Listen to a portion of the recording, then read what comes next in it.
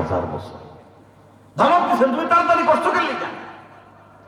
আজরাইল সালাম দিয়ে কয়, হুজুর বেয়াদবি দিবেন না, আপনার হায়াত তো 1000 বছর আল্লাহ পাক দিছিলেন, কিন্তু ওই আল্লাহ পাকের কুদরতের হাতের ভিতরে আপনার একজন সন্তান যার নাম ছিল হবে, যার নাম হয়েছে শীষ।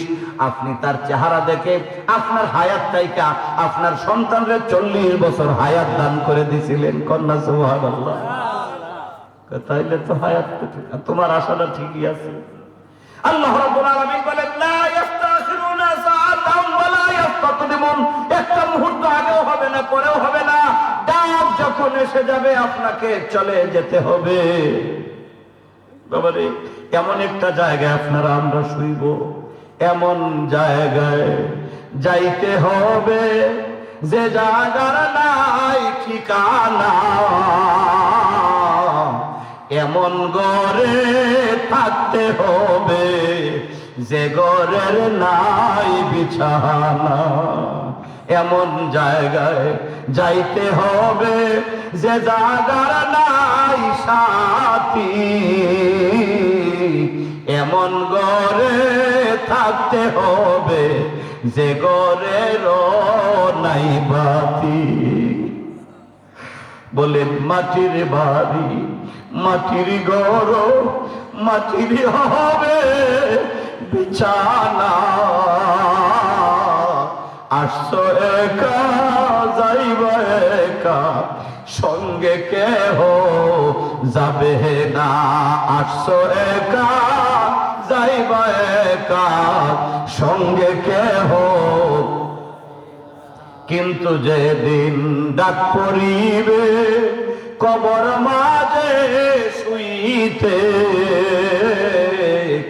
জোগাড় কিছু করছনি বন্ধু কবর মাঝে বিছাইতে। চিৎকার করে কোন মারহাবা।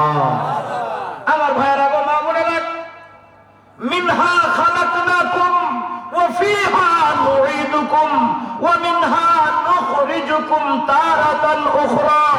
এই মাটির থেকে তোমাদেরকে সৃজন করা হয়েছে, এই মাটিতেই তোমরা আজকে মাটির পেটের ভিতরে ঢুকতেছো, ময়দানে হাসরে এই মাটির থেকে আবার তোমাদেরকে পুনরুত্থান পুনরুজ্জীবিত করা হবে। চিৎকার করে কোন মারহাবা। বাবা, ওই কবরবাসীদের উদ্দেশ্যেই তো আজকে কিছু আলোচনা।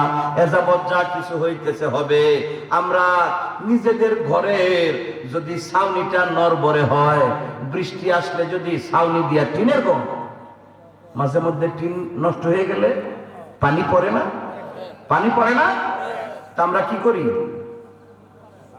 টিনটারে খুললে আরেকটা নতুন টিন লাগে যাতে পানি না পড়ে। আল্লাহু আকবার, সুন্দর বুঝে গেছে।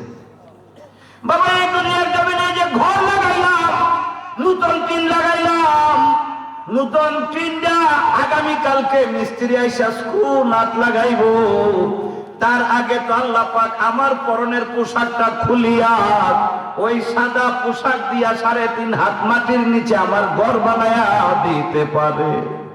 ঠিক কিনা কোন?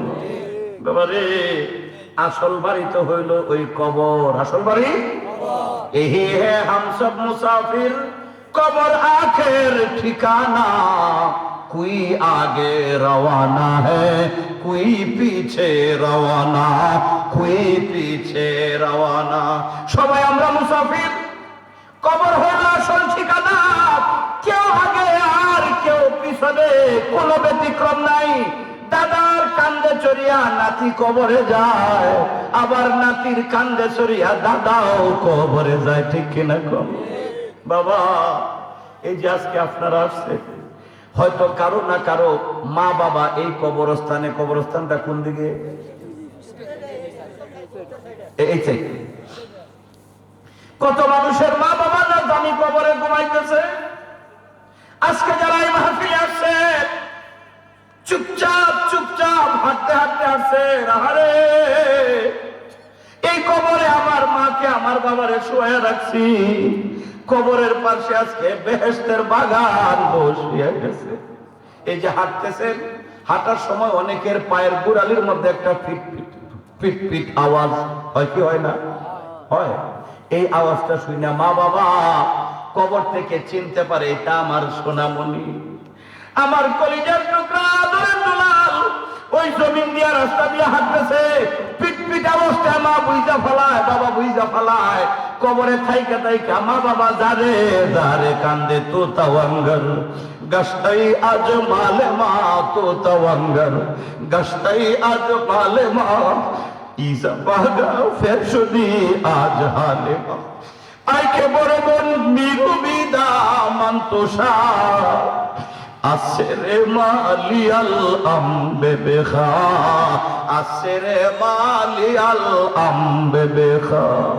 মা বাবা কবরে শুয়ে শুয়ে কান্দে, সন্তানরা ডাকে, ও আমার সন্তান আয় আয় আয়, আমি তোমারে দুনিয়াতে রাইখে আসছি, আমার কষ্টার্জিত যা কিছু অর্থ সম্পদ ছিল সবকিছু আমি তোমারে দুনিয়াতে দিয়ে আসছি। বাবা এই যে বন্ধ ভরা জমি বাপে কিনছে, গোয়াল ভরা গরু ছিল বাবার, পুকুর ভরা মাছ ছিল, বুঝা থাকলে কম। বাবা মারা গেলে কিছু দান বন কবরে দিছি? কোনো টাকা পয়সা কি দিছি? না, সব আপনি আমি ব্যবহার করতেছি। মা বাবা কবরে শুয়ে শুয়ে কান্দে, আমার জন্য কিছু পাঠাও, আমার জন্য কিছু দাও। কলান নবী সাল্লাল্লাহু তাআলা আলাইহি ওয়াসাল্লাম ইযা মাতাল ইনসানু আন কাতা আনহু আমালাহু ইল্লা মিন সালাসাতিন। আমার নবীজি বলেন মানুষ যখন মারা যায় দুনিয়ার সব কর্ম বন্ধ হয়ে যায়, কোনো কর্ম বাকি থাকে না, শুধুমাত্র তিনটা আমল, তিনটা কর্ম তার বাকি থাকে। প্রথমটা হচ্ছে সাদাকাতিন জারিয়াতিন, সদকায়ে জারিয়া। আল্লাহর ওয়াস্তে কোনো কাজ করলেন যে কাজের মধ্যে নিজের কোনো দাবি নাই, সদকায়ে জারিয়া। মসজিদ বানাইছেন, মসজিদে 1 কাঠা জমি দিছেন, মসজিদে 10 বস্তা সিমেন্ট দিছেন, মসজিদে 1 গাড়ি ইট দিছেন। 2 বছর পরে মসজিদ কমিটির সভাপতির সঙ্গে ধাক্কা ধাক্কি লাগবে, বলতে পারবেন যে এমনি 1 কাঠা জমি আমি দিছি, এটা ফেরত দেবে না? হ্যাঁ, মসজিদের একটা দেয়ালের ইট আমি দিছিলাম, মসজিদটা খুললে ইট দিবে, বলা যাবে? বলা যাবে না। কিন্তু বাজারে একটা মার্কেট করছেন, আপনি 1 কাঠা জমি দিছেন আর একজনে 1 কাঠা দিছে, দুইজনে শেয়ারে মার্কেট করছেন, অর্ধেক অর্ধেক খরচ আপনারও তারও। 5 বছর পরে 2 বন্ধুতে ধাক্কা ধাক্কি লাগছে, জমি আপনি ফেরত নিতে পারবেন না, ঘরের অর্ধেকটা আপনি নিবেন না, নিতে পারবেন। এটা সদকায়ে জারিয়া না, আল্লাহর ওয়াস্তে যেটা দিবেন এটা সদকায়ে জারিয়া। আল্লাহর হাবিব বলেন এমন ইলম শিক্ষা করে প্রচার করে গেছে যে ইলমের দ্বারা মানুষ উপকৃত হয়। ওয়ালাদিন সালিহিন, এমন নেক সন্তান দুনিয়াতে রাইখা যাবেন, ইয়াদউ লাহু, যে নেক সন্তান মা বাবার জন্য দোয়া করে, কন্যা একটু মারহাবা। বাবারে এই কবরস্থানে আজকে মা বাবা শুয়া শুয়া কাঁদতেছে। এই যে আসছেন বেহেশতের বাগানে বৈশা রইছেন, যা কিছু দান খায়রাত করতেছেন এবং করবেন সব কিছুর সদকায়ে জারিয়া মা বাবার রুহে পৌঁছতেছে। চিৎকার করে কোন মারহাবা। প্রত্যেক যোহরের নামাজের পরে, প্রত্যেক মাগরিবের পরে, প্রত্যেক আশার নামাজের পরে, বেতরের আগে 2 রাকাত করে নফল নামাজ পড়ার ওজিফা আল্লাহর ওলিরা শিখিয়েছেন। এই নফল নামাজ পড়া যখন আপনি সব রেসানি করবেন, নামাজটা পড়লেন আপনি, কিন্তু এর যে সব হইল, ফায়দা হইল, মা বাবার রুহে পৌঁছে দিলেন। বাবারে এইটাই হইল মা বাবার প্রতি সন্তানের কর্তব্য এবং দায়িত্বের মধ্যে উত্তম। চিৎকার করে কোন মারহাবা। মা বাবা গেছেন, এখানেই কান্দো না। এলাকাবাসী যারা আছেন তাদেরও তো এই জায়গায় আসতে হবে নাকি? কি বলেন, আসতে হবে না? যখন তোমার কেউ ছিল না তখন ছিলাম আমি, এখন তোমার সব হয়েছে, পর হয়েছে আমি।